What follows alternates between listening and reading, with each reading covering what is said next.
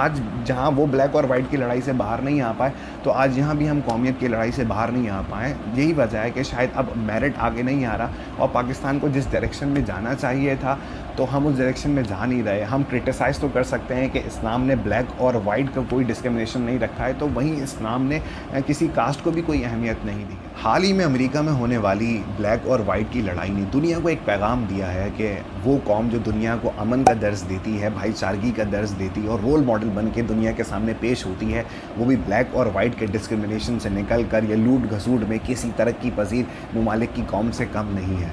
इत्तफाकिया तौर पर एक किताब मेरे ज़ेर मुताला थी और वो इस वाक़े से डायरेक्टली कंसर्न है, तो सोचा जो उसका एक top of the story person है उसको लाजमी तौर पर उसकी लाइफ को थोड़ा सा आपके साथ डिस्कस कर लिया जाए, और जैसे ही वो किताब मुकम्मल हो जाएगी तो लाजमी तौर पर उसका एक डिटेल रिव्यू भी आपके साथ शेयर करूँगा।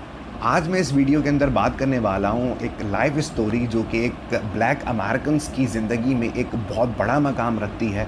मेरी मुराद मालिक अल शहबाज की है, जो कि 1925 में अमेरिका में ही पैदा हुए और 1965 में उनका असैसिनेशन हुआ। तो इस दौरान उनकी लाइफ में बहुत ज़्यादा चेंजिंग मोड्स आते हैं कि जब वो एक ऐसे घराने में पैदा होते हैं कि जहाँ पर ब्लैक अमेरिकन के हुकूक़ के लिए जंग लड़ी जाती है। उनके वालिद साहब बहुत ज़्यादा इस हवाले से प्रो होते हैं, मुख्तलिफ़ ऑर्गेनाइजेशन का हिस्सा भी रहे हैं वो, और वो कई मीटिंग्स में जो मैल्कॉम एक्स हैं या मालिक अल शहबाज हैं उनको लेके भी जाते थे। और यही वो ब्लैक अमेरिकन्स के हुकूक़ की सोच थी जो मालिक अल शहबाज को बचपन से अपने वालिद के ज़रिए मिलती है।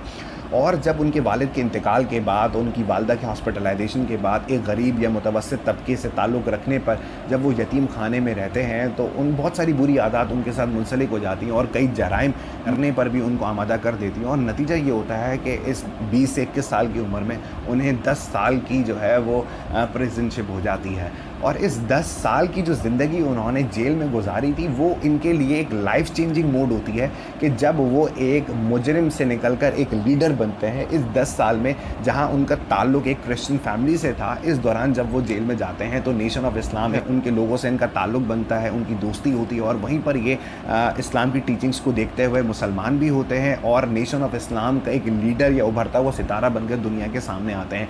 और यही वजह है कि वो एक स्पोक्समैन के तौर पर या इस्लामिक राइट्स की भी बात करते नज़र आते हैं। लेकिन कुछ अरसे के बाद उनकी कौम की जो हिमायत थी या उनकी कौम के हुकूक या ब्लैक अमेरिकन्स की जो हुकूक या उनके राइट्स की जो सोच थी उन्हें उस जानिब मुतवज्जा करती है कि वो अपनी कोशिशों को इस जानिब सर्व कर दें। हालांकि वो अमेरिका के मिनिस्टर भी थे, लेकिन इसके बावजूद उनके मुतालिक बहुत सारे पॉजिटिव और नेगेटिव इम्पैक्ट जो हैं आपको इंटरनेट पे देखने को मिल जाते हैं। लेकिन जब मैंने उनकी बायोग्राफी के कुछ चीज़े बाब को पढ़ा तो मुझे इस बात का अंदाज़ा हुआ कि उनकी जो टीचिंग्स हैं और जो उनकी सोच है और जो फॉलोवर्स हैं वो टोटली एक डिफरेंट वे में चल रहे थे। कि मैल्कॉम एक्स जो थे वो अमन के साथ ब्लैक अमेरिकन्स की जो हुकूक हैं उसकी बात कर रहे थे। शायद यही वजह है कि मैल्कॉम एक्स आज भी मिसअंडरस्टूड या फिर कंट्रोवर्शियल लीडर तस्वुर किए जाते हैं।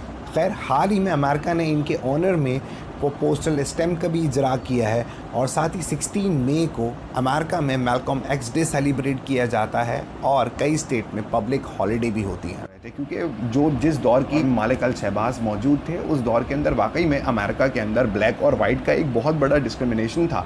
आप अमेरिका में बनने वाली फिल्म हिडन फिगर्स है जिसमें वाज़ेह तौर पे बताया गया और दिखाया भी गया है कि ब्लैक अमेरिकन्स के लिए बसेस में बिल्कुल अलग जगह होती थी। जहाँ पर वाइट अमेरिकन्स पढ़ा करते थे वहाँ पर ब्लैक अमेरिकन्स नहीं जाया कर सकते थे, नहीं पढ़ सकते थे। इवन तो ऑफिस में बिल्कुल मखसूस जगह बनाई जाती थी ब्लैक अमेरिकन्स के बैठने के लिए।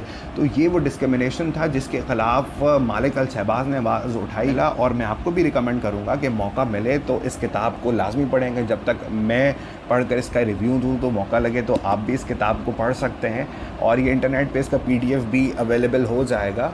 और इसके अलावा आप इसको लिबर्टी बुक से भी ले सकते हैं। इसका लिंक जो है मैं डिस्क्रिप्शन में दे दूँगा।